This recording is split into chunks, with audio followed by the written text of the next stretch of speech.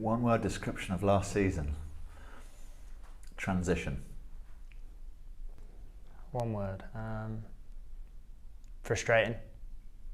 I think, I think we've come close a lot of the season. 4-day season was obviously, to go down is not what we planned. And I just think there was lots of games that we didn't win that we probably should have. I definitely felt a lot of frustration this summer.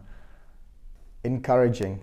The reason I say that is because it was neither our greatest, it wasn't our greatest of seasons, but the end of the season, brought positive vibes, and looking forward, we are excited for what's coming. Well, my one word would be confusing.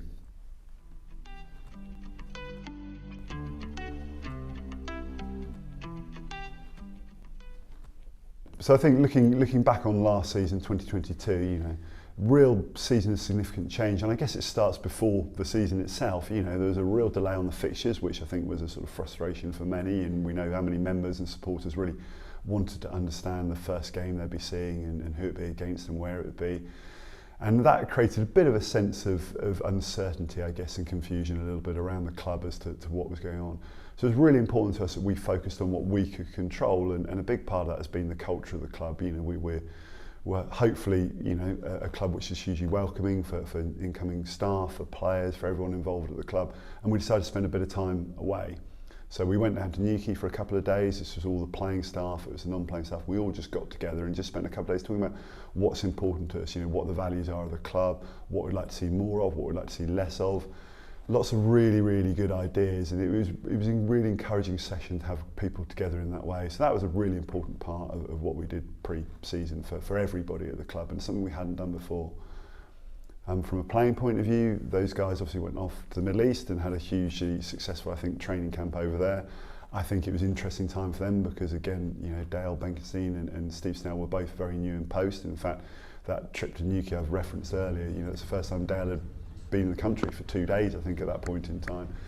And I think that trip was, from a playing point of view, the overseas one was hugely important. It gave them a chance to show what they had to the new coaching staff and the support staff, but also that important part time just to spend time together. At the start of the season, they're very optimistic in terms of obviously the messaging, from the club in terms of the ambitions was fairly strong, and I think obviously it was disappointing to be relegated and then not be at the knockout stages of any of the white ball competitions. So my kind of looking at it in retrospect, it was really disappointing. Certainly feel as though there were numerous factors which if with the benefit of hindsight you think that we would do differently, but the reality is we didn't play decent enough cricket for long enough of the season and didn't seize the key moments. But I think looking I guess about around the performances and separating those from the results, I think there were some good performances across the season, and certainly we've got some really exciting players,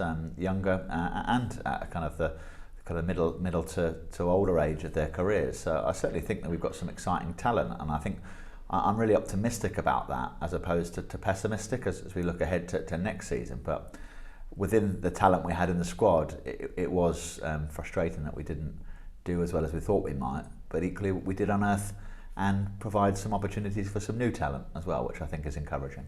We had a fantastic pre-season in Dubai. The boys gelled, we played some good cricket. So I think the confidence and the excitement levels of the lads were quality coming into the season. It was a massive honour and privilege to become the captain of this great team, to lead such quality men. Obviously it was going to take an adjustment, just going from playing, just focusing on your skills to actually, leading a great bunch of lads, That was always my worry, was that, my own personal performance was going to take a hit, but I think at this stage of my career, my performances will look after itself if I, buy into the team. So that adjustment just came naturally to me, so yeah. To give the players some credit, I'm sure they were expecting a difficult season, so I don't think they were necessarily surprised by the quality of the Division 1 standard, but equally I think the standard is that good that it does take some adjustment from a playing perspective, and I think certainly our guys that now have had that experience of in Division 1 cricket will be all the richer for it. I think the when the Gloucestershire side got promoted in 2019. I think they finished third in Division 2 at that stage, and then the jump to, I think we were facing James Anderson and Ali at Lancashire Attack, which was taken over kind of 1,000 wickets, just with one person, I think, and the rest of the attack. It is a huge step up in quality from Division 2, just the sheer relentlessness of Division 1. But our players are aspiring to play international cricket, so certainly it's not something that they feared at all. But I think it would have been invaluable learning and experience, which I think is going to help our group grow as a team and individually. It was really frustrating, not to come away with a win, especially that first game. I thought we played some good cricket. James Bracey, 100 was amazing, and the boys fought to the end. For a draw, Nasim Shah unfortunately went down in the middle of the game. He bowled 11 overs. I think if we had him there in the end, at the end of the game, we would have probably got over the line. But in saying that, it was a tough start to the season. Those first 6 games, it was a lot of lessons learned. And I think it'll just make us better in the future. The schedule at the start of the season, those 6 games in a row were punishing, because certainly we seemed to be always fielding on the kind of last day of the last 4 days of the game, which was tough. But I think if I go back to the first game against Northants, the excitement that had built, and there was some decent performances in that game, and unable to call on Nasim Shah almost barely at all in that game, where we were trying to kind of force a win to bowl Northants out, was incredibly frustrating with how much kind of planning and resource which had gone into trying to attack the season. So I do think you start the season with a win, and that does kind of take the kind of pressure off and manage the expectations. So I do look at that as a key point. Equally, across the season, across the first 6 games, we had a kind of number of injuries as well, which we were unable to put our best side out. And of course, all these things come across as excuses, but the reality is you want your best players on the field at every point. And I think if you have, then it's a fairly true reflection of what your best side is.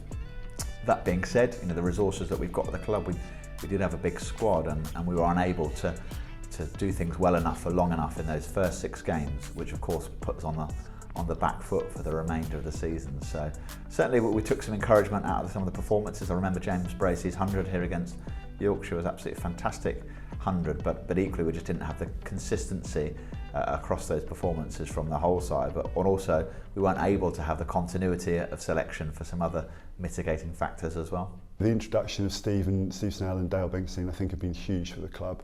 I think we've got 2 very committed professionals. Obviously Steve with a bit of a history here, but particularly around the talent pathway and the work he'd done previously at Somerset, which is really, really important to us, our own talent and providing opportunities for as many people from as many backgrounds as we can.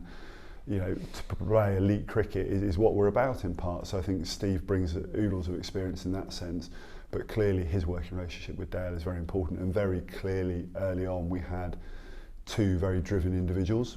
Yeah, Benke, I mean, is a great man. I think he's certainly not somebody I knew well at all actually before joining here, and he came across brilliantly in the interview process. But I think Dale is very, very calm with the group. Is extremely knowledgeable from a cricketing perspective in all manner of situations. I mean, he's been a very successful captain and coach for a significant period of time now. So his kind of jar of experience is pretty full, but within that, there's a huge amount of empathy and a huge amount of balance. Had some tough days at the start of the season or during the season last year, and he was very, very balanced and very calm with the group. I think the relationship he's got with the players, that they see that he's trying to help them grow, and they see the tactics in terms that we're trying to employ in order to kind of win games of cricket. And so I think there's kind of I've seen in the past the coaches kind of react to every kind of slightest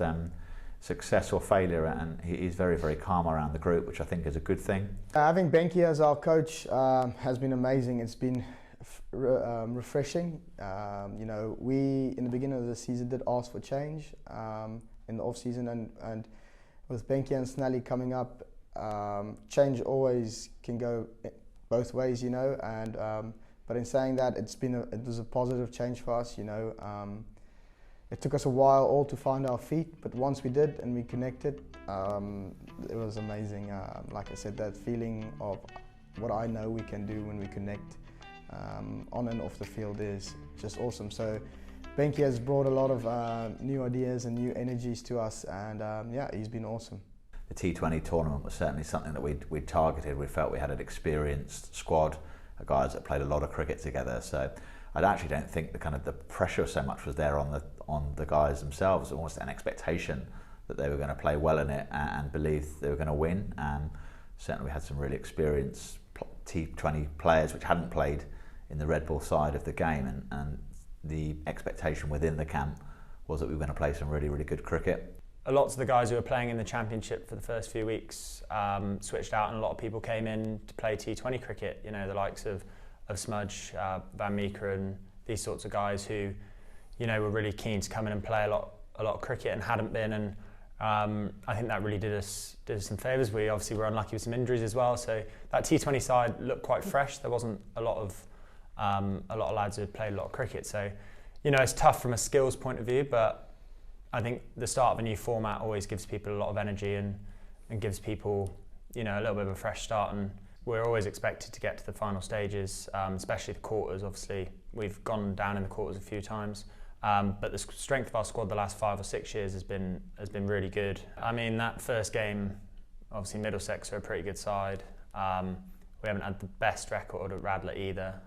It's quite a difficult place to play. You've got to get your tactics really, really right. And we didn't. They got off to a fly. It was one of those days where everything they hit in the power play went for 4 or 6 or missed a fielder, and they just got off to an absolute fly, and it was hard to come back. I mean, I think the thing with T20 is it's such a long comp. 14 games is such a long time, and you only need to win 8 maybe. So, you know, 1 loss is never too damaging as long as you can put it right the next week. Everyone looks back to that Somerset game here and you sort of wonder how we didn't win it. You don't mind losing tight ones because, you know, it's always going to come and balance out. Like, you're going to win tight ones, you're going to lose tight ones, but losing games which, you know, 100 times out of 100 you should be winning, that sort of hurts. And I could relay in all 3 formats moments where we've lost or drawn games where we should have won them, and it could have made our season look very different. But in the T20 campaign, that's definitely the one that sticks out, yeah. We should never win that game. Sussex should never lose that game. So things do balance themselves out. I think that game, we didn't bat particularly well. Glenn dug us out of a hole, I think. And, you know, we thought we were in the game with that score. Like, the pitch wasn't great. It was used. It was gripping. So we thought we were always in the game on that sort of pitch. They got off to a great start. Allsop started whacking them. So, you know, we were naturally deflated. I can't really remember what actually started it, but I just remember Smudge and Glenn bowling, and just they sort of had a few brain fades. I took a couple of stump-ins. We took some really good catches in the field, and I think what we found was, you know, their seamers, they didn't have a lot of all-rounders, which, you know, if we get down to 8 or 9 in our batting, those lads can come in and win you a game. They were coming in, like Mills came out at 8, I think, and we always felt that we were in the game with that. And we just executed our skills really well. And then in the last over, Payne just got it right, which was awesome. Round the wicket, Finn on strike. In the air, Bracey is under it. Is this the match for Gloucester? It is! What a comeback! What a comeback for Gloucestershire! How have they pulled this game off? You know, rained off games at home, you look at that and think that could have been 4 points or 2 extra points that could have swayed it our way. I don't particularly look at it like that. I could rattle off 3 or 4 games. Obviously, Somerset here, Hampshire away are all games that we would back ourselves to win, and we didn't. So, yeah, it's tricky, and it was probably 1 or 2 more games than other people had rained off. But I definitely look at it as, you know, we could have definitely done it ourselves. That Hampshire game on Sky away was probably the most deflated we were all that season. I think we knew that we probably hadn't played our best throughout the comp, but, you know, I think it's really, really good when you don't play your best and you still qualify. I think that would have given us a whole lot of confidence. And in that Hampshire game, you know, at halfway, after our batting power play, we're again in the box seat and probably should win it, but couldn't quite get over the line. I think, you know, it's important to kind of manage expectations to a degree. I think when you lose somebody like Benny Howell and Ian Cobain, you know, from that side, you know, there were some guys who have been a fixture in T20 cricket for us as well, and obviously Ryan Higgins departing as well, there's some real opportunity for other players to come in and I guess take their white ball cricket forward. And I think it was the right thing for the club in terms of the players that have left the organisation, and also it will provide other opportunities for them as well. I feel like we have some fantastic young players, that have so much quality talent, raw ability, and it's not really nurturing them on their skill, but it's more like maybe guiding them, or if they come to me about life, and how to almost keep your emotions in check, or how can I say, just keeping your feet on the ground while you are working hard and performing like you are. It's not really, they are where they are for a reason, but it's now just learning how to balance it with other things in life. There's some real opportunity for other players to come in and I guess take their white ball cricket forward. It's a huge opportunity in the world now in white ball cricket, and we'll look at some of our younger players, whereas in the past there may have been some more experienced players that would have been blocking them to an extent in T20 cricket. There's absolutely a huge chance for them to come and make a statement in T20 cricket next season. If you look at the likes of somebody like Tom Price, who's got some really good ball striking ability, obviously bowls good pace and taking a lot of wickets in the championship, but also he's a good fielder. I think somebody like him, there'll be more opportunity for in T20 cricket if he kind of shows that the growth in his game. And I think how we regenerate that side, our fielding and our general athleticism around the field needs to be sharper than it has been. So I think it's a regeneration to an extent of that T20 side, but equally there's some experienced players within there. Jack Taylor, they're well led. David Payne, for example, has played international white ball cricket now, so there's still some experience in that side which is going to take the team forward, but there will be the opportunity to infuse some younger, athletic and I guess some greener cricketers within that, which creates a huge amount of opportunity and excitement. Seizing the word, I could say challenging, maybe. I don't think anyone would disagree with that. I think with the way we finished though, in the 50 over comp and the Red Bull games as well, may be promising. There's certainly signs there. I think we can be really positive moving into next year, so somewhere between the two of those. I think the great thing about the county season is there's always the next competition's literally on your doorstep next day, next week. So the Royal London was starting, we were back in the championship, and at that point, we could still stay up, and we still felt we could stay up. So there was lots still to come to be, up for and excited about. We'd just come off the back of a difficult Cheltenham festival, so it was a nice point to sort of reset as a group. It was a difficult start with Warwickshire and Sussex, maybe where we felt we should really have chased it, but following on from that, I think it was a really exciting campaign. I thought we did really well. Jack Taylor as captain was phenomenal throughout, not only just with performances with bat, ball and as captain, also off the field, the way he kept us all together after that difficult start. And then it was great to see other players step up, Marcus Harris doing what we know he can do, Denty scoring his runs, Zaf bowled beautifully throughout, so yeah, and then obviously some of the younger guys putting in performances as well. Yeah, I mean the Notts game, we went into it and actually looked at the wicket, didn't actually think it looked that good. We wanted a bat because we thought it would get worse. Lost the toss, they batted really well, got off to a flyer and managed to sort of get themselves to what we thought was probably above par.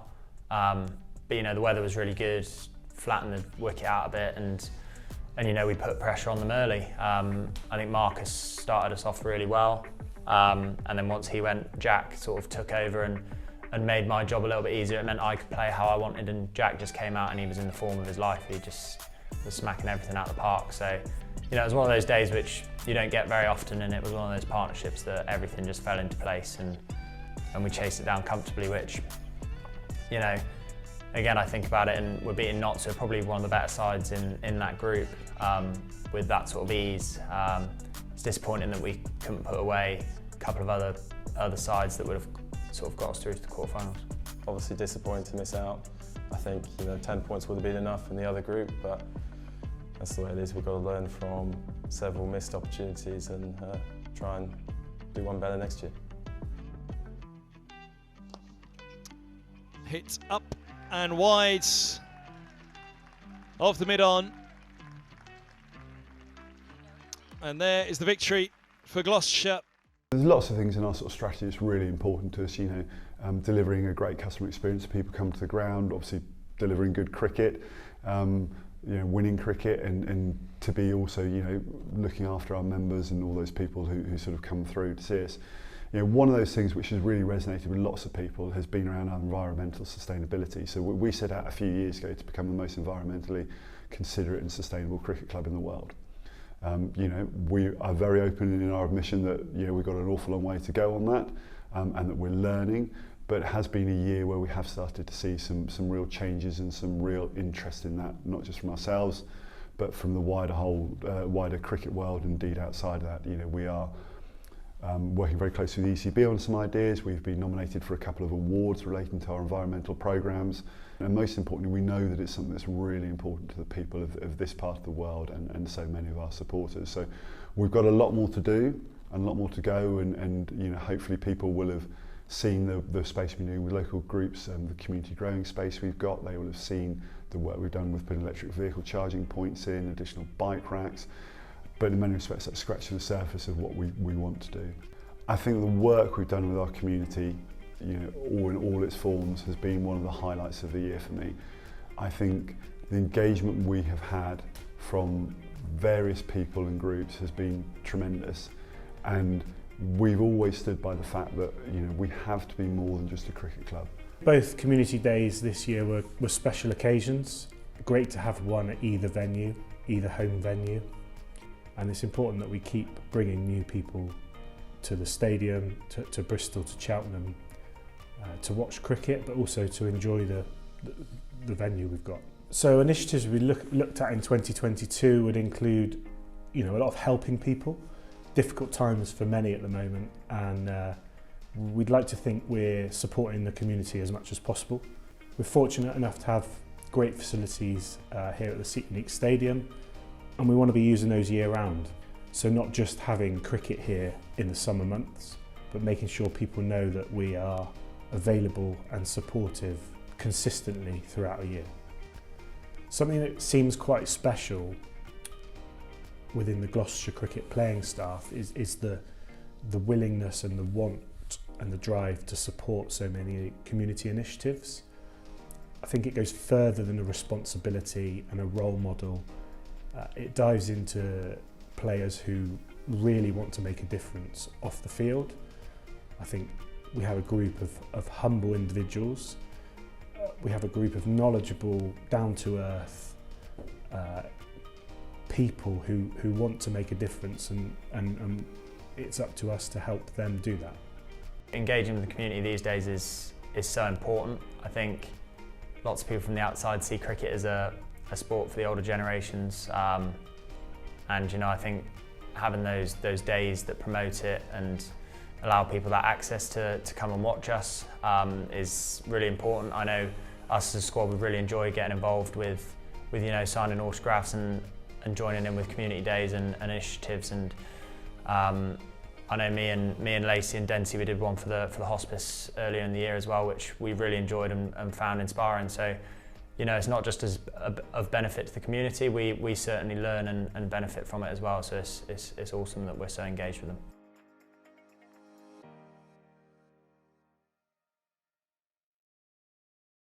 Yeah, it was great to finish the season with three really solid performances in the Red Bull comp.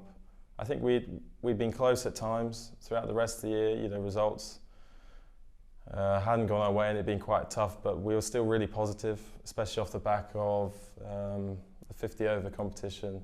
I'm not quite exactly sure what it was, but you know, to be that close in 3 games, I think Somerset we would have really pushed them on that last day if it hadn't been for the rain. I actually will take it back to Cheltenham about our momentum. I think you know, pushing for that win against Northants, actually putting ourselves in that position to actually win a game again after having a tough period of championship matches. You know, getting into that position to learn to win again, or learn to get into those positions again, helped us come Somerset. Warwickshire and Yorkshire in the end, because we didn't think we were going to get a win the whole season, you know, and that was worrying. And then to have 2 wins in a first division, probably like we haven't played in it, I think it was for 17 or 15 years, around there. To have that first win was amazing. Well, the whole of the Royal London and the end of the season was probably some of the most enjoyable cricket I've played. It probably looks silly from the outside, like we're taking wickets and we're already down, and we're going mental and loving it and still well in the battle. I think, you know, we really shook up the relegation battle at the end. We showed that we're a high quality team, which, you know, during the season probably people thought we were the whipping boys of Div 1, which wasn't the case. I think if you'd gone into the changing room, you wouldn't have known it was just when we got relegated. So I think we were all really, you know, really wanted to put in a good performance. We were really desperate to get that first win and felt like we deserved it, or we felt like we were really close at times. Look back at that game, you know, very happy memories. Sort of, you know, it was nice on a great personal level to get those wickets, but also as a group, I think we worked incredibly hard. I mentioned it at the time, but the 4 of us in that attack, I can't remember if it was 5 actually at the time, the 4 of us in that attack, you know, other guys could have got the wickets. It was just a case we all plugged away and worked really hard, and then the batters, I think, it sort of fails to get mentioned, but the chase there at the end, that was a really difficult wicket, and so Denty and Jeevy putting in performances like that, yeah, it was up there with Yorkshire, with highlight of the season, definitely, just in terms of the overall team performance. Yeah. I just think, you know, we decided that we're better than not losing every game, but not winning a game all season. We knew that we were good enough and we should have won other games. And I think just that lease of energy, that new injection into the squad at the back end, finishing the Royal London Cup really well, definitely led into those last few games, and we were able to get a couple of wins. Those 2 wins were amazing. The feeling in the change room in the back end was unexplainable, and the belief and confidence we created in those last couple of games, we will take forward. And individually, guys also took confidence from those performances. But I think the thing that hurts was we did get ourselves in a lot of positions to win games, and we just didn't get over the line for some other reason, you know, can't put my finger on it. Definitely massive lessons for everybody. The last 3 or 4 4-day games of the season in 2022, you know, we saw, you know, significant change in our performances, and I think having that balance of, you know, Tom Price and Ajit Singh Dale with somebody like David Payne, you know, was absolutely brilliant in terms of from a skill perspective, and also the rawness of their potential with David's undoubted quality and experience. Similarly, adding Marchant to that group, we've got some other experienced bowlers that have played a fair amount of cricket. In terms of, you know, Matty Taylor last year, you know, had some injury problems, but he was an absolute warrior in terms of bowling through them as well. So, in combined with, you know, some of the other guys in white ball cricket, you know, Paul Van Meeker and Josh Shaw, and, you know, apologies to anybody I kind of haven't mentioned on this interview, but I think that balance is critical. And yes, frustrating, yes, disappointed, but equally that a year in transition certainly hasn't been wasted. I think the arrival of Zafar Gohar and Marchant Langan, I think, is huge for the club. I think it was very clear that right from the beginning that Dale wanted, you know, certain players on our side, and particularly, you know, we talked a lot around a quick bowler who could bowl well in all formats and had that experience of sort of winning at the highest level with a white ball in hand, and obviously a good red ball player too. And with Zafar, we always said we wanted to bring a spinner in, and we know how important that is, and what a rarity it is as well in county cricket to find a spinner of that sort of quality. Marchant Langan, I mean, it's been brilliant to engage him and get him on board. He's somebody, you know, from my time at Somerset, I was very, very impressed with his character and how he is around the group. I know that, you know, in our group we have got a quieter group, and actually Marchant is certainly not on that spectrum. He's kind of very extrovert in his behaviours, but in a very respectful and positive way. But, you know, what a great influence he's been so far in his couple of weeks here. Feels like he's been here for years, and how he interacts with the group, and how he's kind of leading in the gym and in the indoor school, working with our younger bowlers as well. So that influence has been very, very powerful already. And of course we haven't signed him for his influence, we've signed him for those thunderbolts he bowls, and that's, equally as exciting in the fact that somebody who can bowl that kind of 90 mile an hour and wants the ball and wants to perform in red and white ball cricket. Those multi-format players, I think, are absolutely critical. And I have to mention Zafar Gohar. He's been phenomenal for the club in 2021 and 2022. He's taken a lot of wickets. He's improving as well with the ball and with the bat. He's that 7 or 8 position. If I'm an opposition and Zafar comes out to bat when you think you're kind of through the batters, it must be incredibly frustrating because he's improving all the time with the bat, and he's scored some handy runs across certainly last season. So we're delighted that he's back, and that effervescent character that he's got, how he reacts when he gets a wicket, and ourselves, the support staff and the players, and of course the supporters, we want to see that emotion and reaction, see how much it means, and the passion for him playing for Gloucestershire. I mean, Zaf was a massive player for us all year. I think from the start of the season, I think he got 50 first game of the season, and he performed well across the board in the Champ and in the Royal London. I think in the Royal London, where a lot of sides were young and a bit more inexperienced came in, his experience really shone through, and his quality was so much higher than a lot of the other players on the circuit, which you come to expect with a guy who's as good as him. But he did it week in, week out. You could always rely on his 10 overs going for spit and coming out with valuable runs. By the end, you just knew he was going to come out and finish the innings off for you, which is the quality you want in an overseas pro. So I think one of the highlights of this year has been, as ever, seeing the players develop. I mean, it genuinely is really exciting when you start the season. You don't quite know who's going to peak when and how they're going to do it.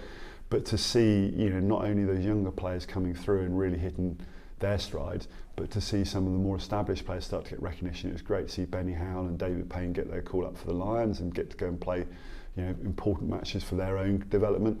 But to see David Payne go and play for England and the Netherlands was really, really special. When Dale and I came into the club, it was a really good opportunity to kind of see what there is at the club, the systems and processes and the people. And there have been some changes that have gone on in the background. Will Porterfield has come in as assistant coach, batting and fielding. Robbie Joseph as lead bowling coach. And we've also made some changes in our pathway system with Mark Thorburn and Paul Mutchell coming in. And we've also had some changes within our science and medicine and psychology team as well. So yeah, certainly kind of come April next year, there'll be a kind of a different set of faces in the group. I think we realise with the current group we've got, obviously we've lost 3 or 4 experienced players, but we feel like we've still got the squad that can challenge and come straight back up. We've learnt a lot from our season in Division 1. Lots of lads have found their feet and sort of put their mark on the side, and I definitely feel like with the addition of Marchant, Zaf locking himself in for a couple of years, we've certainly got all the skills available to us to go and put a charge on. Going back into the second division is obviously not really the result we wanted, but we are in the second division, and I 100% believe we do have the squad to challenge to get back into the first division immediately. But I think we shouldn't look too far ahead, keep our feet on the ground, and just play the cricket we know we can play. And if we do that, then I 100% believe that we can go up again. Well, I think it's always the target to be successful on the field. I think we're in it in sport because we're competitive people, and we love winning, and we love the enjoyment and entertainment of sport. So of course we want to be successful. I think last year there was numerous kind of sweeping statements around how we're going to do it in red ball cricket, and I want to kind of avoid that this year, because although I'm confident in the group and believe that we can get promoted back to Division 1, I want our cricket to do the talking and to be very process orientated in how we play our cricket, and making sure that everybody's doing their job effectively, cohesively, in a manner of which means that we play some winning cricket. So yeah, I'm not going to go on record with any sweeping statements, but certainly I believe in the group that we've got.